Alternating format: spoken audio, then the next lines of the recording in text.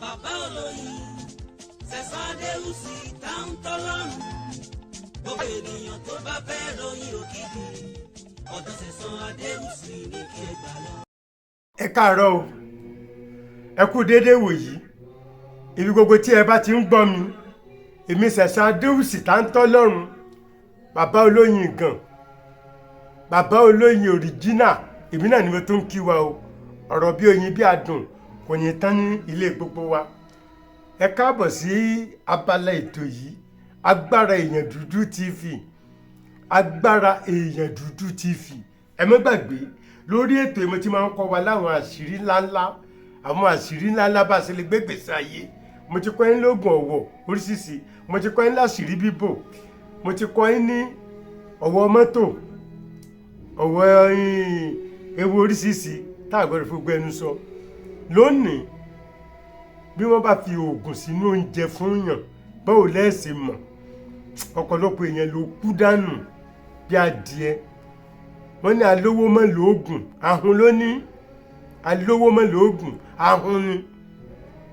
Tó o bá wà nípò ńlá wọ́n fi ẹ́ ṣọ̀gá níbi iṣẹ́, àwọn kan máa ń lo ronú kí wọ́n pa ọ́ dànù bóyá èèyàn á bọ́ sáwọn lówó. Bẹ́ẹ̀ ni àjàjà tó o bá wà nípò ńlá tó tún á jẹ baálẹ̀ àbọ̀ ìjọba, báwo ló ṣe ṣe?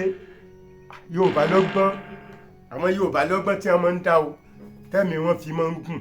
Tẹ́ ẹ bá ń gbọ́ bàbá 80, bàbá 100, bàbá 105, bàbá 120 ọlọ́gbọ́n tí wọ́n ń dá.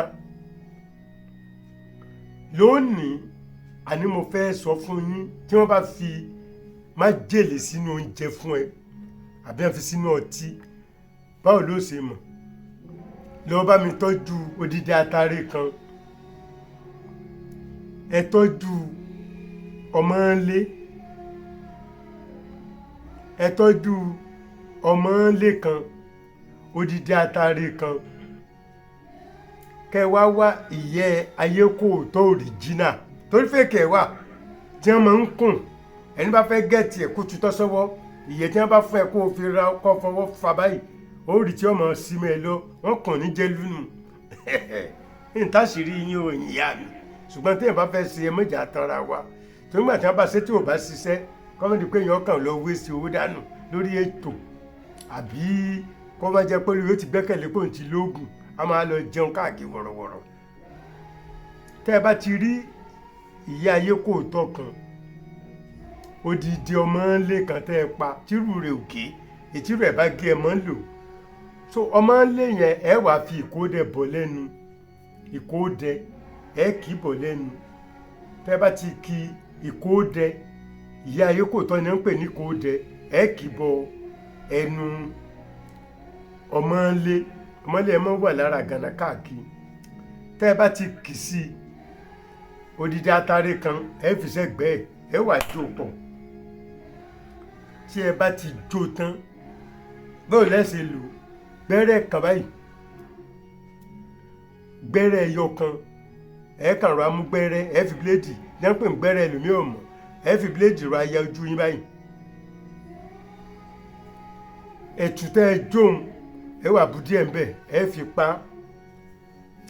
Ẹ lè ṣe fún ọmọ yín, àbúrò lè lò ń bẹ̀, ìyàwó lè lò ń bẹ̀, torí pé inú la mọ̀ àmọ́nú ẹni kejì. Inú mi ni mo mọ̀, mi ò mọ́nú ẹni kejì mi. Ìwà inú mi ni mo mọ̀, mi ò mọ́nú ẹni kankan. Yes, ẹni afẹ́ la mọ̀ àmì tó fẹ́ ni o.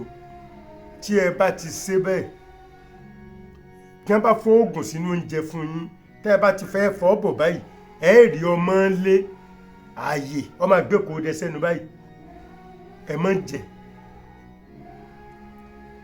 Tọ́bájọ́ tí ilẹ̀ bá sí, tẹ́ ẹ bá ti sí lórí ọtí hùn ẹ rí ọmọ ńlé yóò gbẹ̀kọ̀ dẹ sẹ́nu báyìí. Dénjà nìyẹn. Ẹ mọ̀ múrú ọtí bẹ́ẹ̀, ẹ mọ̀ ń jẹrú oúnjẹ bẹ́ẹ̀. Ìyẹn mo ní kí n tó fi sí wa létí lónìí o lórí ètò agbára èèyàn dúdú TV. Ẹ má gbàgbé o, mo ṣèwé o, agbára èèyàn dúdú rèé o, African Power Part 1 Part 2. Africa is my fatherland, Africa is my fatherland, Nigeria is my country o. Agbára èèyàn dúdú apá kejì.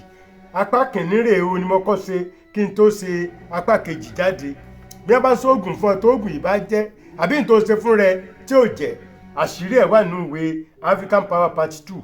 Ìwọ tó bá sì ń wá awóró ní ṣọ́ọ̀ṣì ní mọ́sálásí ní ilé ìjọsìn káàkiri hòtẹ́ẹ̀lì skul awóró tó lè lò wà nínú ìwé yìí African Power Part 2.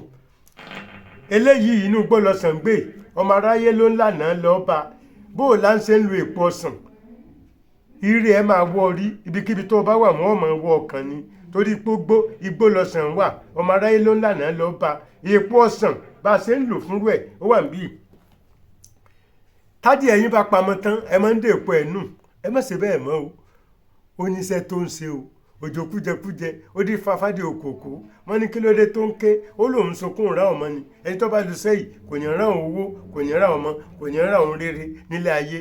Èèpo ẹyin adìẹ ọ̀nà ìdíkàdé ẹ̀mọ́dé bíi abẹ́ tẹ́ ẹ bá ti rí èèpo ẹyin adìẹ ń tẹ́ fi kún ọ wà nínú ìwé yìí wà lẹ́tàlẹ́ ọ̀nà ó là fún yín ni mo fi títóbi ọlọ́run fúnra tó dájú tested and confirmed tested and confirmed.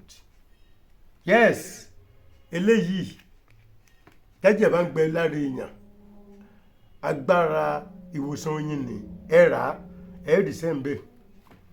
Ọ̀nà àbáyọ síṣòro ẹ̀dá bí wọ́n ṣe ń lo ẹyin àparò bí wọ́n ṣe ń lo moringa olifera gbogbo ẹ̀ ni mo kọ sínú ìwé yẹn. Solution to human problems ẹ rí ń bẹ̀.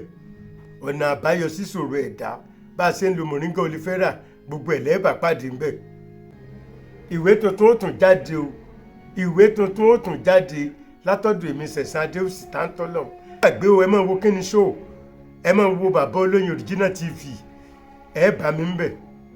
Kíni show ọmọ Ìbàdàn kíni show ẹ bá mi ń bẹ̀. Mr. Ladron Comedy Adéwùsì tẹ́ ẹ bá wò ẹ bá mi ń bẹ̀ náà.